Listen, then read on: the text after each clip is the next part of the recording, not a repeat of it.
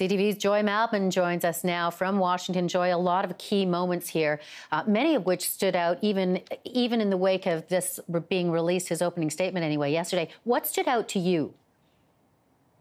Well, what I thought was so remarkable, and I'm just thinking chronologically here because there were so many elements in his testimony, is after that bombshell opening statement from yesterday that he started to put flesh on the bones here.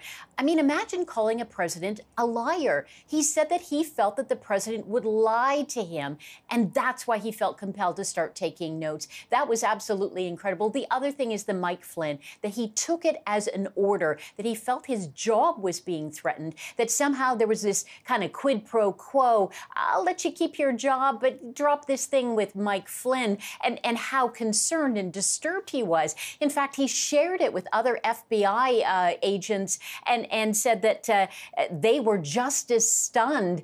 The other thing that's interesting, too, is that he leaked his own memo to the press through a friend of his because he really wanted to make sure that there was an independent investigation into the Russia investigation and that a special counsel would be appointed, which has happened, which is Robert Mueller. Yeah, and we also said, and again, this was more toward the beginning in his statement, about how he felt when he heard what Trump was saying about him and the FBI. Yeah, it very dramatic testimony. I mean, the detail is absolutely incredible. And what was interesting to me, too, is that Republicans didn't take issue with his credibility, didn't take issue with what he was saying. They seemed to accept his version of events because, after all, this is all going to boil down to what he said versus what the president said. We already know that the White House is pushing back on this, and his lawyer yesterday said that this is vindication because Comey did say and assured the president that he was not under personal investigation at the time. But interesting little tidbits, and I had to go back and listen to them. That British dossier, that unverified, salacious account, accusations against Donald Trump when he was in Russia, he said he couldn't comment on that because there might be more that might be investigated again. The fact that they're going behind closed doors in a classified setting to discuss more about Jeff Sessions, the Attorney General that recused himself. I mean, if Donald Trump wasn't under investigation, it kind of just hangs out there. Could he possibly be?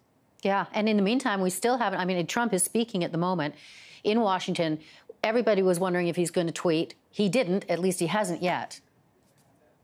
He didn't, but his son was. I just saw one tweet because, of course, everyone was riveted on the Comey testimony, but basically saying some of what James Comey was saying was BS, according to Donald Trump Jr. And Mike Flynn's son was also retweeting that. We're supposed to be hearing from Donald Trump's lawyer a little later.